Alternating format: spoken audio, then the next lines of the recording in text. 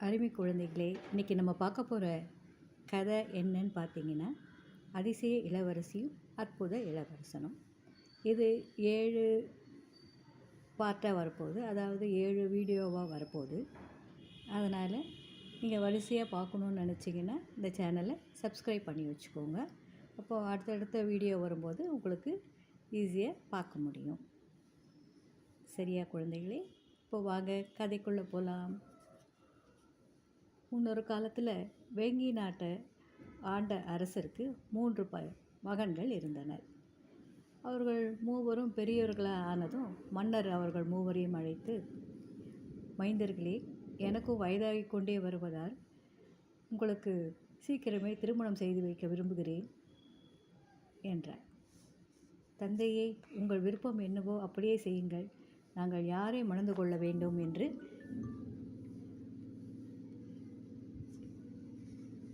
சொல்லுங்கள் என்றனர். பிள்ளைகளே, நீங்கள் மூவரும் இந்த 3 அம்புகளை எடுத்துக்கொண்டு திறந்த வெளிக்கு செல்லுங்கள். அம்புகளை எய்துங்கள். அது எங்கே போய் விழுகின்றனவோ அங்கே உங்களுக்குரிய மணப்பெண்கள் இருப்பார்கள் என்று மன்னர் பதிலளித்தார். இளவரசர்கள் மூவரும் தந்தையை வணங்கி விடை பெற்று கொண்டு ஆளுக்கு ஒரு அம்பை எடுத்துக்கொண்டு திறந்த வெளிக்கு சென்றனர். அங்கே அவரவர் தன் அம்புகளை எய்தினர். மூத்த இளவரசனுடைய அம்பானது ஒரு அமைச்சர் வீட்டு வெளிமுற்றத்தில் போய் விழுந்தது. அதை அமைச்சர் மகள் எடுத்து வைத்து கொண்டார். 2வது இளவரசனுடைய அன்பு ஒரு பணக்கார வியாபாரியோட வீட்டில் போய் விழுந்தது. அதை அவளோட மகள் எடுத்து வைத்து கொண்டார். கடைசி இளவரசனுடைய அம்பு உயர தாவி தாவி அங்கும் இங்கும் அப்படியே பறந்து சென்றது. அதை அவன் எங்கே எல்லாமோ தேடி அலைந்தான். கடைசியில் ஒரு குளக்கரைக்கு வந்து தன் தந்தைக்கு என்ன பதில் சொல்வது என்ற கவலையுடன் சோர்வாக அமர்ந்து கொண்டான். அப்பொழுது ஏதோ சத்தம் கேட்கவே சட்டென்று திரும்பி பார்த்தான். அவனுடைய அம்பை வாயில் கவிக்கொண்டு ஒரு தவளை அங்கே உட்கார்ந்திருந்ததைக் கண்டு அவன் மிகவும் வியப்படைந்தான். அந்த தவளையிடம் சென்று, தவளையே தவளையே, என்னுடைய அம்பை எனக்கு தருகிறாயா என்று கேட்டான். தருகிறேன், ஆனால் ஒரு நிபந்தனை என்றது தவளை. என்ன என்று கேட்டான் இளவரசன். நீ என்னை திருமணம் செய்து கொள்ள வேண்டும் என்றது தவளை. நன்றாக இருக்கிறதே, தவளையை போய் நான் எப்படி திருமணம் செய்து கொள்வது என்று கேட்டான் இளவரசன். நீ உன் தந்தை சொல்லை மதிப்பவனாக இருந்தால் என்னை நீ மணந்து கொள்ளத்தான் வேண்டும். நான் தான் உனக்கு வாய்த்த மணப்பெண் என்று கம்பீரமாக பதிலளித்தது தவளை. இளவரசனுக்கு மிகவும் கவலையாகிவிட்டது. தலையை கவிழ்ந்து கொண்டு அமர்ந்தே இருந்தான். ஆனால் என்ன செய்வது, வேறு வழி தெரியாமல் தவளையை அரண்மனைக்கு எடுத்து சென்றான். மன்னர் 3 திருமணங்களையும் சிறப்பாக நடத்தினார். மூத்த இளவரசன் அமைச்சர் மகளுக்கு திருமணம் செய்து வைத்தார். 2வது இளவரசனுக்கு வியாபாரியின் மகளை திருமணம் செய்து வைத்தார்.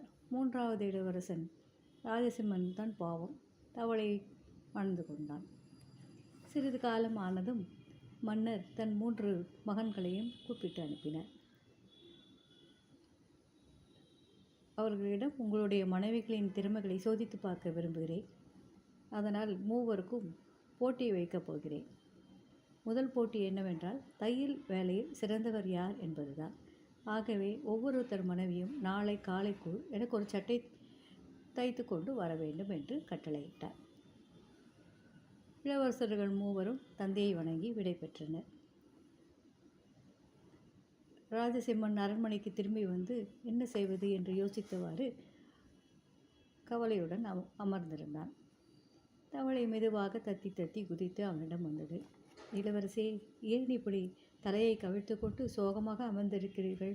உங்களுடைய துன்பம்தான் என்ன என்று அன்புடன் கேட்டது. என் தந்தை நாளை காலைக்குள் அவருக்கு ஒரு சட்டையை நீ தைத்து தர வேண்டும் என்று கூறியிருக்கின்றார். ஆனால் உன்னால் எப்படி தைக்க முடியும் என்று வேதனையுடன் கேட்டான். இளவரசி, நீங்கள் வருந்தாதீர்கள். போய் படுத்து நிம்மதியாக உறங்குங்கள்.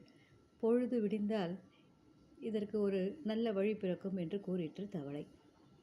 இளவரசன் ஒன்றும் பதில் அளிக்காமல் போய் படுத்து கொண்டான். தவளை வெளிவாயிலுக்கு தத்தி சென்றது. அங்கு தனது தவளை தோலை களைந்து வைத்துவிட்டு அழகும் விவேகமும் மிக்க ஒரு எழில் நங்கையாக மாறியது. அவள் கைகளை தட்டி கூவி அழைத்தாள். பணிப்பெண்கள் வந்தனர். என் பணிப்பெண்களே, என் தந்தை அணிந்திருப்பாரே அந்த மாதிரியான ஒரு சட்டையை நாளை காலைக்குள் எனக்கு தைத்து தர வேண்டும். அதற்கான வேலையை சீக்கிரமே ஆரம்பியுங்கள் என்று கட்டளையிட்டாள்.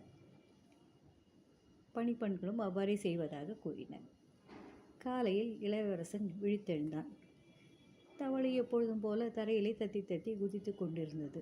ஆனால் சட்டை தயாரிக்கப்பட்டு ஒரு அழகான துணியில் சுற்றி மேஜை மீது தயாராக வைக்கப்பட்டிருந்தது.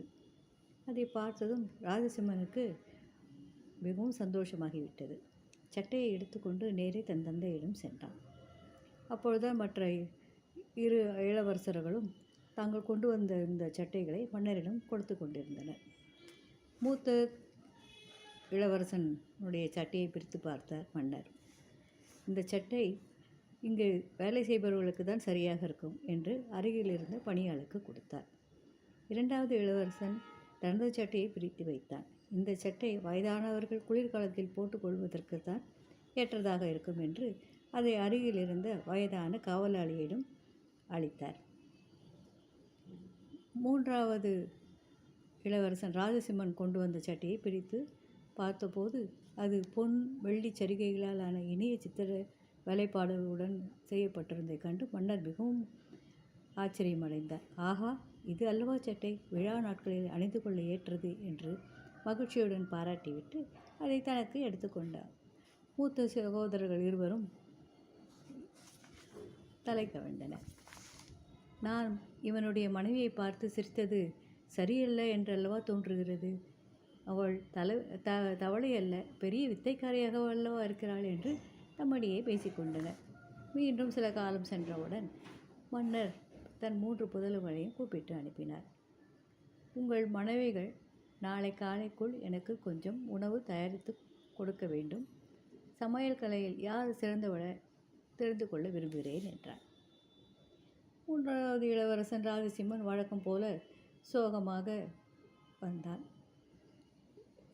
இளவரசே, ஏன் இப்படி வருத்தமாக இருக்கிறீர்கள் என்று தவளை கேட்டது. நாளை காலைக்குள் என் தந்தைக்கு நீ கொஞ்சம் உணவு தயாரிக்க வேண்டும் என்று கூறினான். அவ்வளவுதானே, வருந்தாதீர்கள், நீங்கள் போய் படுத்துக்கொள்ளுங்கள், பொழுது விடிந்தால் வழி பிறக்கும் என்று சொன்னது தவளை. முதலில் தவளையை பார்த்து சிரித்த மற்ற 2 இளவரசிகளும் இப்பொழுது தவளை எப்படி உணவு தயாரிக்கிறது என்று பார்த்து வரும்படி பணிப்பெண் ஒருத்தியை அனுப்பி வைத்தனர். ஆனால் தவளை இளவரசிகளின் சூழ்ச்சியை புரிந்து கொண்டு விட்டது. அது சிறிதளவு வடை மாவை பிசைந்து அடுப்பில் உள்ளே போட்டது. பிறகு எல்லா கதவுகளையும் மூடிவிட்டது. பணிப்பெண்கள் உடனே ஓடிப்போய் அந்த இளவரசிகளிடம் தாங்கள் பார்த்ததை கூறினாள். தவளை செய்தது போலவே செய்யலாம் என்று நினைத்த அவர்களுக்கு ஒன்றும் செய்ய முடியாமல் புரியாமல் திகைத்தனர். இவர்களைப் போலவே ராஜசிம்மன் சமைப்பதற்கு தவளை என்ன செய்ய போகிறது என்று பார்க்க விரும்பினான். அதனால் தூங்குவது போல நடித்து கொண்டிருந்தான்.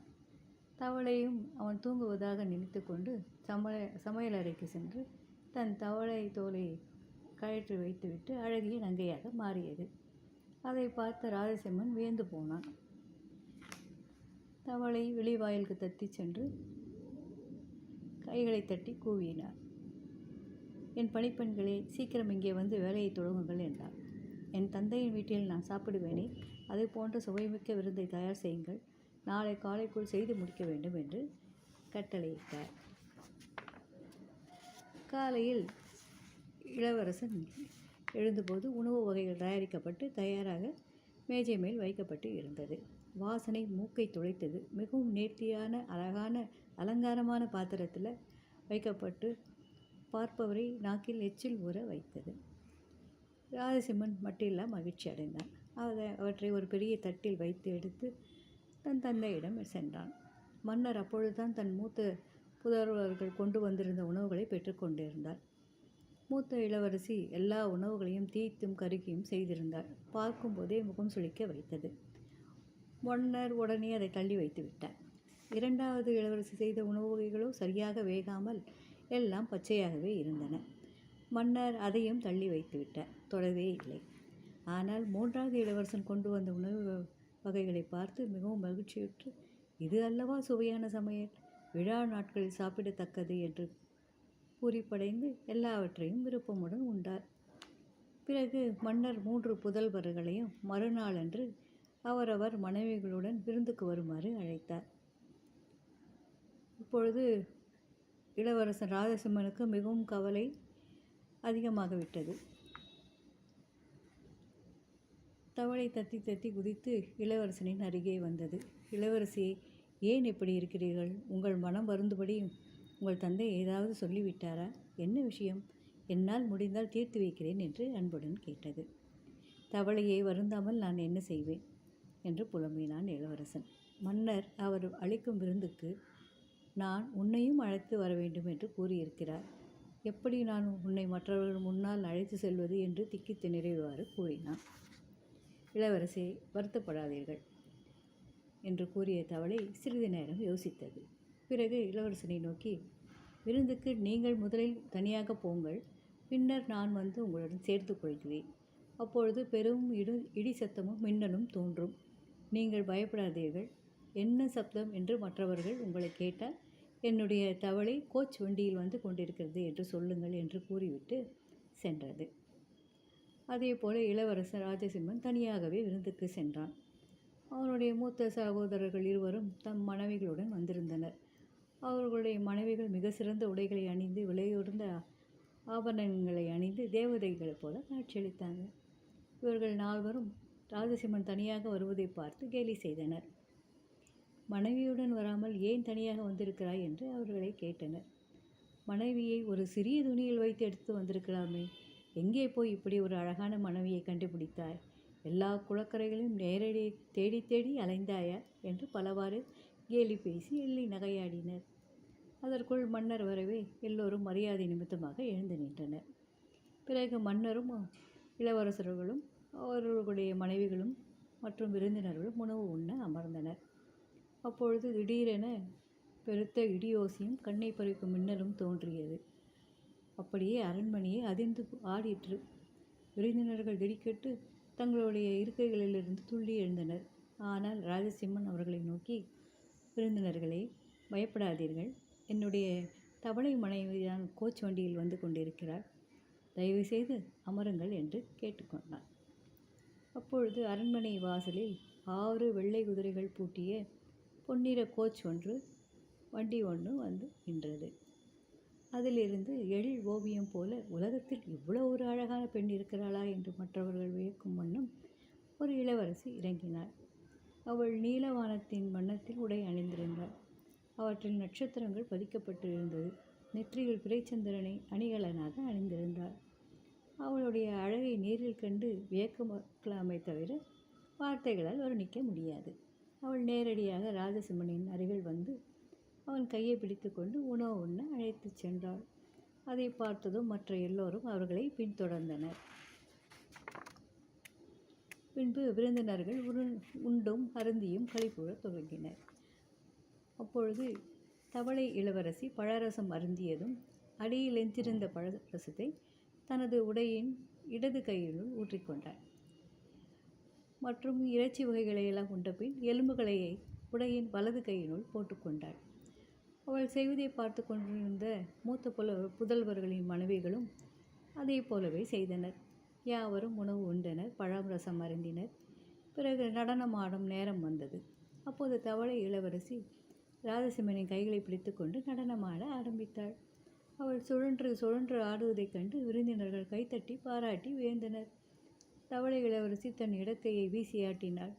அப்பொழுது அவள் உடையினில் ஊற்றிய பழரசம் தெரித்து குளமாக மாறியது. பிறகு தனது வலது கையை வீசினாள். அதில் அவள் போட்டிருந்த எலும்பு துண்டுகள் எல்லாம் தெரித்து அழகிய அன்னங்களாக மாறி குளத்தினுள் நீந்தின. அதை பார்த்த மூத்த இளவரசர்களினுடைய மனைவிகளும் அவரைப் போலவே செய்தனர். ஆனால் பாவம், பரிதாபம், விருந்தினர்களின் முகங்களில்தான் அவர்கள் எடுத்து வைத்த எலும்புகளும் பழரசமும் தெரித்து விழுந்தன. அதனால் மன்னர் மிகவும் கோபமடைந்து அவர்கள் இருவரையும் அந்த இடத்தை விட்டு போகுமாறு கட்டளையிட்டார். அதற்குள் 3ஆம் இளவரசன் ராஜசிம்மன் யாருக்கும் தெரியாமல் நழுவி தன் அரண்மனைக்கு ஓடி சென்று தவளை சட்டையை அவசரமாக நெருப்பிலிட்டு எரித்தான். அப்பொழுதுதான் அவள் தவளையாக மீண்டும் மாறாமல் அப்படியே இந்த அழகான உருவத்திலேயே இருப்பாள் என்று நினைத்தான். பின்னாலே ஓடி வந்த தவளை இளவரசி அதைக் கண்டு மிகவும் வருத்தமடைந்தாள். இளவரசே, என்ன காரியம் செய்துவிட்டீர்கள்? இன்னும் சிறிது காலம் பொறுத்திருந்தால் இந்த உருவத்துடனே வாழ்நாள் முழுதும் வாழ்ந்திருப்பேனே. அதற்குள் அவசரப்பட்டு விட்டீர்களே. ஆனால் இப்பொழுது வேறு வழியில்லை. போய் வருகிறேன். 7 கடல்களையும் 7 மலைகளையும் தாண்டி 10 தலை பூதம் வாழும் காட்டிலே என்னை தேடி மீட்டுக் கொள்ளுங்கள் என்று கூறிய தவளை இளவரசி குயிலாய் மாறி ஜன்னல் வழியே பறந்து சென்று விட்டாள். ராஜசிம்மன் அழுது புலம்பினான். அதற்குள் இவர்களை காணாமல் தேடிக்கொண்டு வந்த மன்னரும் மூத்த இளவரசர்களும் ராஜசிம்மன் தனியாக அமர்ந்து கண்ணீருடன் அழுது கொண்டிருப்பதைக் கண்டு அதிர்ச்சி அடைந்தனர்.